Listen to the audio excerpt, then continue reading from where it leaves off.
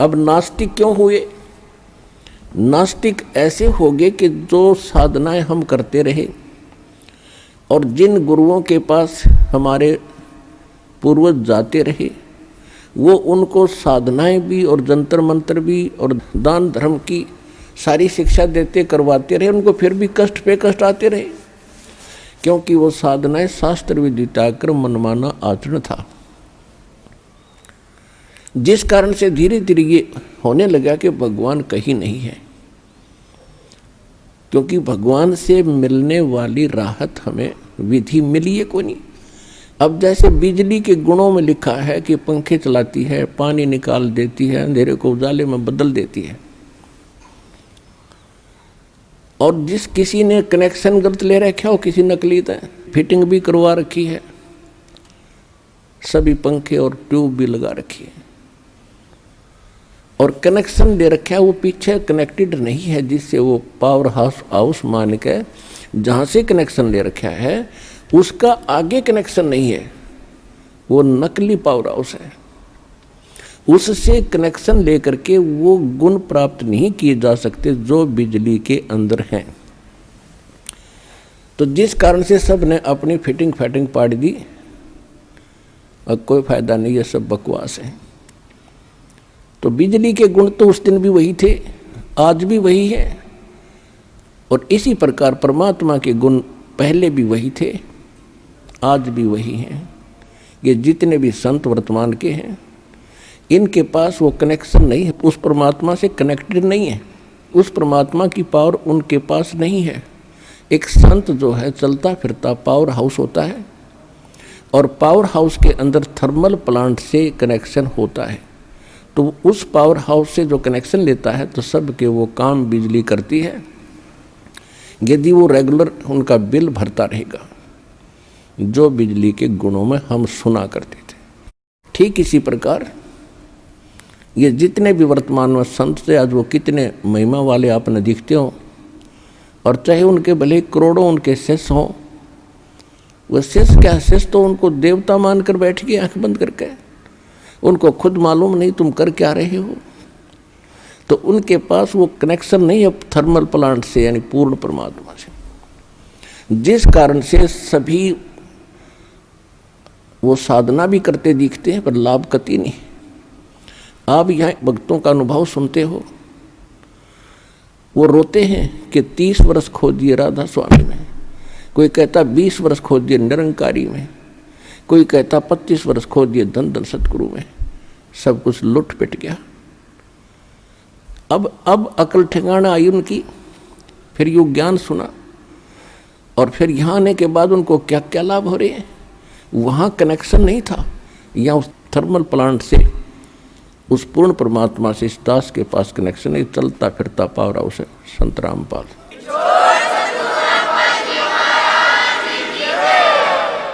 ये दास रामपाल उस परमात्मा का पावर हाउस है। शक्ति कबीर परमात्मा की आ रही है, और जो इस दास से कनेक्शन लेगा, उपदेश लेगा, उसको वो सर्व लाभ प्राप्त होंगे जो भगवान के गुणों में हम पढ़ते सुनते आए हैं। यदि मर्यादा में रहोगे, सच्चे दिल से भक्ति करोगे, तो आजीवन लाभ मिलेगा। आप सुखी होगे, आपके परिवार सुखी होगा, 101 पीढ़ी पार होगी आपकी, लिख लेना वैसे कितने कोने में।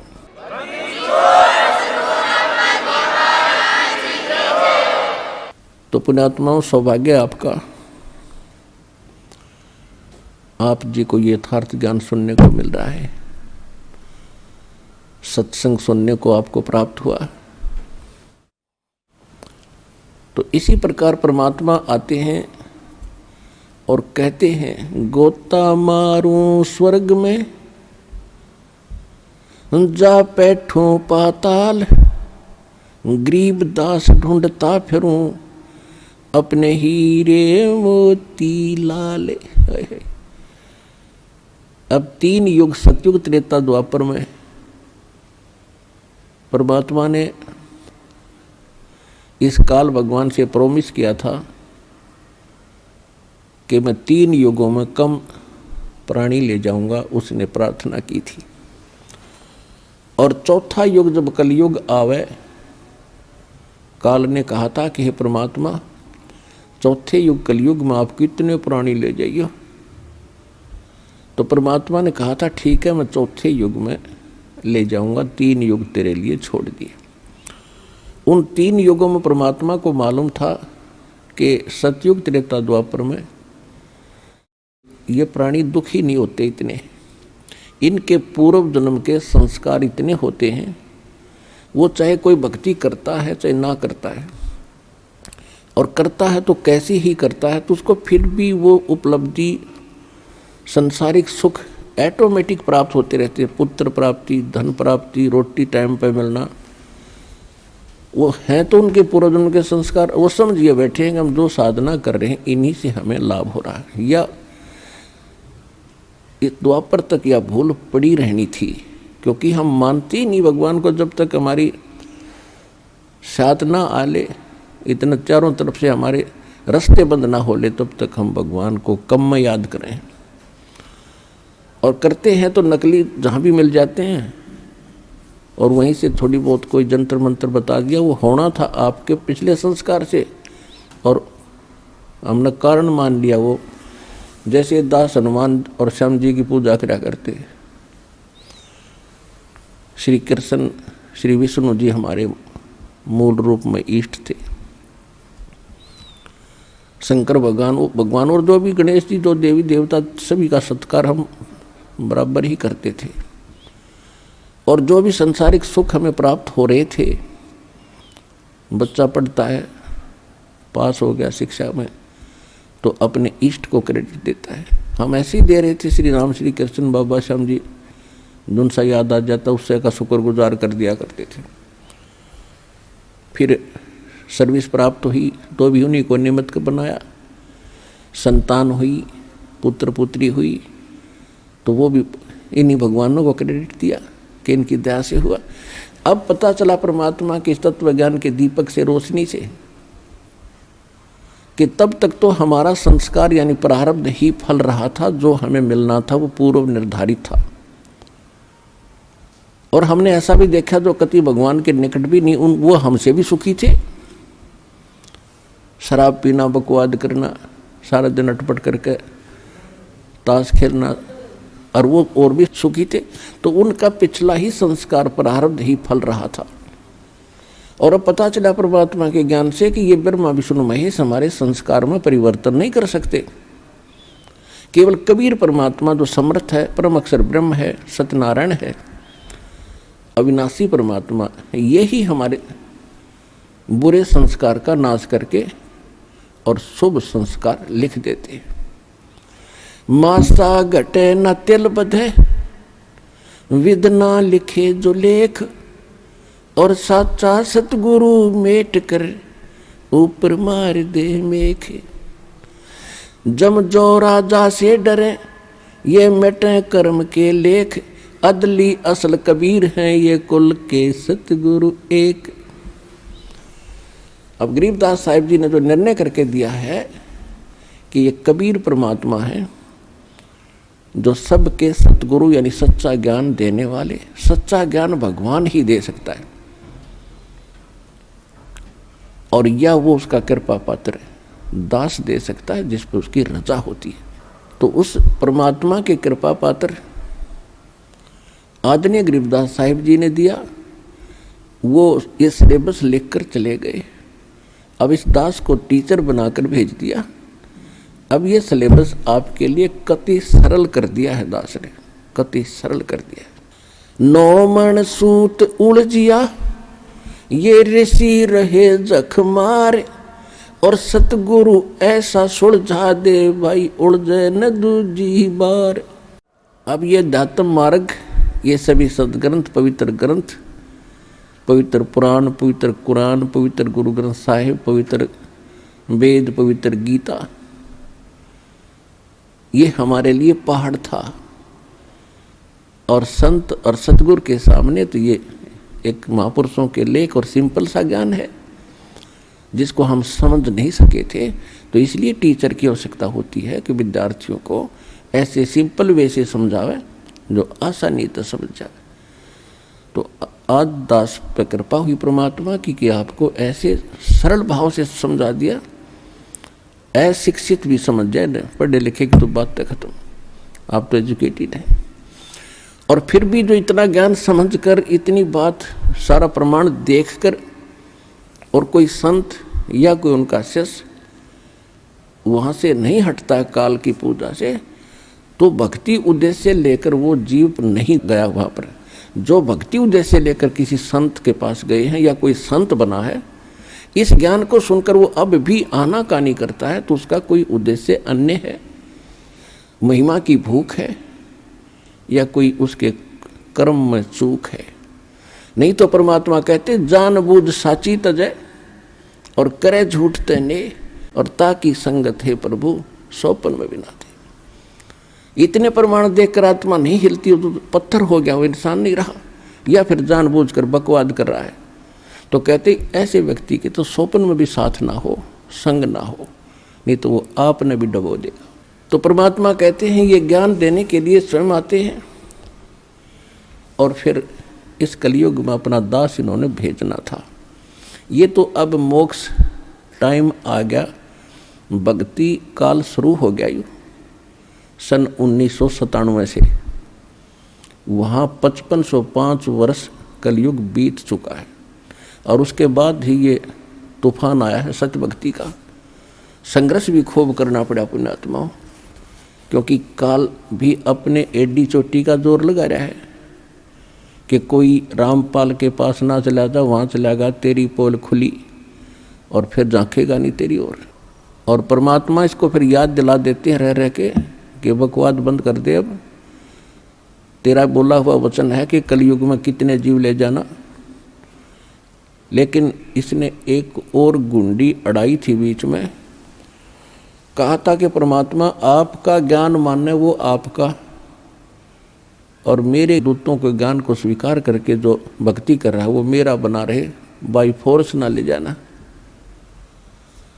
तो परमात्मा को भी मालूम था जब तक इनको ज्ञान नहीं होगा तो ये मेरे कैसे होंगे, वो भी तथास्तु कर दी थी। अब ठीक है, अब आप देख रहे हो परमात्मा ने ज्ञान का तूफान ला रखा है। भाई बहन बुजुर्ग माता बच्चे ले लेकर पुस्तक एक परमात्मा के पोस्टमैन की तरह घर घर जा रहे हैं, उनके बच्चों तक संदेश पहुंचा रहे हैं, उनकी गालियां खा रहे हैं। कोई जेल में डाल देता है, कोई पत्थर मारता है, कोई धमकाता है, कोई खुरकाता है, लेकिन ये परवाह नहीं करते, क्योंकि इनको मालूम हो गया कि इन्होंने भांग पी रखी है, और यह भांग उतरेगी पुस्तक के ज्ञान से, भगवान के ज्ञान से। और जिनकी भांग उतर जाएगी हमारे साथ हो लेंगे, फिर ये आपकी उतर गई, आप आगे। अब जैसे इस दास की ड्यूटी परमात्मा ने जहाँ से शुरू किया, मेरे स्वयं घर वाले भी नहीं मानने को तैयार थे, लेकिन मुझे विश्वास दृढ़ हो लिया था। और फिर ये ऐसे समाज के अंदर प्रवेश करना, अब मुझे फिर एक सीन याद आया करता रह के। एक बार ये दास मेडिकल में गया था किसी रिश्तेदार को मिलने के लिए, इस ज्ञान प्राप्ति से पहले। तो वहाँ मेडिकल रोहतक के अंदर एक 13 नंबर वार्ड है, उसमें मेंटल वार्ड है। वो डॉक्टर उन मेंटल व्यक्तियों का इलाज कर रहे थे, और वो उनको गाली दे रहा था, मैं तेरा जमाई हूँ। और डॉक्टर कह रहा था हाँ जी ठीक है, हाँ जी ठीक है। उसका गिरेबान पकड़ लिया डॉक्टर का, 2-3 ने छुड़वाया, बैठ जा। और फिर भी उनका ट्रीटमेंट कर रहे थे। और जब वो उन ट्रीटमेंट ठीक हो गया, वो स्वस्थ माइंड हो गया, फिर वही यूँ कह रहे थे, डॉक्टर साहब नमस्ते। तो दास की ड्यूटी पागल वार्ड में ला रखी है।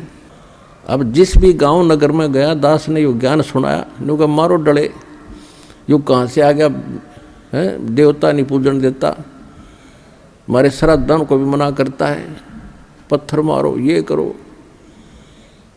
और अब जब उनको ज्ञान हुआ, जब तो मुझे गाली दे रहे थे और अब कहते हैं सत्साहिब गुरु जी, निहाल कर दिए। जीवन नाश हो गया था।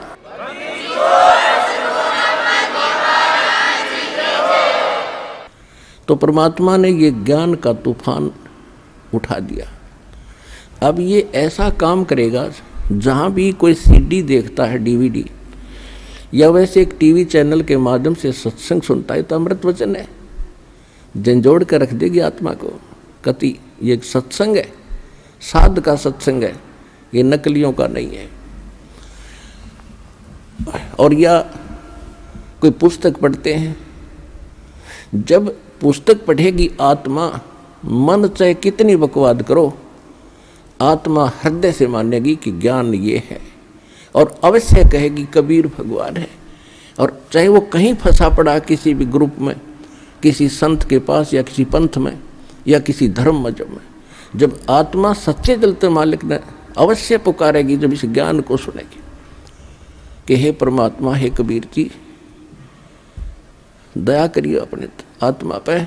यानी वो निकल नहीं सकता वहाँ से, लेकिन फिर पुकार दिया हृदय से, तो उसी दिन परमात्मा ने कह दिया यो मेरा हो लिया।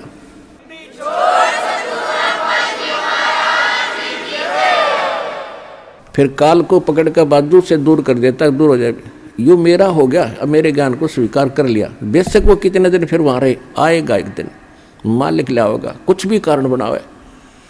तो इस प्रकार परमात्मा ने कहा था कि तेरा ज्ञान सुनेगा वो तेरा, और मेरा मानेगा फिर उसके निकट मत आ जाइए। तो इस प्रकार ये परमात्मा का ज्ञान पूरे विश्व में फैलेगा। और कबीर परमेश्वर जी वैसे तो प्रत्येक युग में आते रहे, कुछ एक भक्तों को अपने लाइन में लगाते रहे, जिस कारण से परमात्मा की महिमा आज तक बनी रही।